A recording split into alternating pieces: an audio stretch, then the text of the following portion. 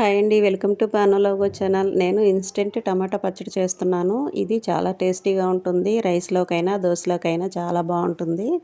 2-3 months వరకు store చేసుకోవచ్చు. ఇంకా ఫ్రిడ్జ్లో అయితే 1 ఇయర్ వరకు ఉంటుంది. ఇప్పుడు ప్రాసెస్లోకి వెళ్ళిపోదాము. నేను ఈ చట్నీ కోసం ఒక పావు కిలో టమాటాస్ అయితే తీసుకున్నాను. వీటిని నీట్గా క్లీన్ చేసుకుని తడి లేకుండా తుడుచుకుని పైన తొడుముంది కదా, ఆ తొడుము తీసేసి చిన్న చిన్న పీసెస్గా కట్ చేసుకున్నాను. ఈ ముక్కలన్నిటిని కళాయిలో ఆయిల్ వేసుకుని సిమ్లో పెట్టి ఉడికించుకోవాలి. మూత పెట్టకూడదు. మూత పెట్టారు అంటే ఆవిరి వాటర్ అనేది పడతాయి. టమాటా ముక్కలు త్వరగా ఉడకడానికి కొంచెం కల్లుప్పు అయితే వేస్తున్నాను.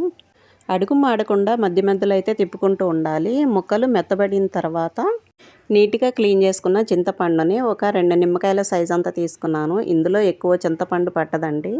టమాటాలో వాటర్ అంతా ఇంకిపోయిన తర్వాత ఈ చింతపండును కూడా దానిలో వేసుకొని ఉడికించుకోవాలి. ఈ చట్నీ ప్రిపేర్ చేసుకోవడానికి కేవలం ఒక 20 మినిట్సే పడుతుందండి. ఎప్పుడు కావాలంటే అప్పుడు ఫ్రెష్గా చేసుకోవచ్చు.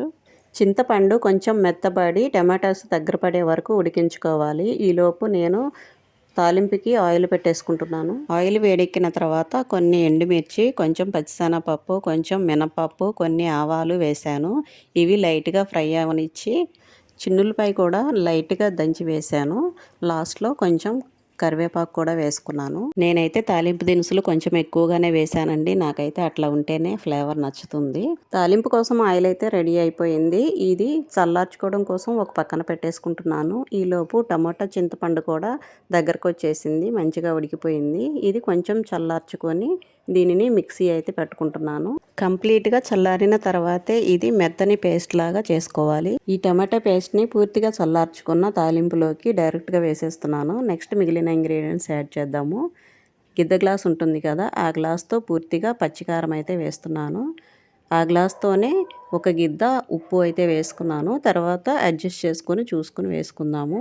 ఇందులో నువ్వులు, మెంతులు కలిపి లైట్గా వేయించుకుని మిక్సీలో పౌడర్ చేసుకొని ఇందులో వేసేసాను.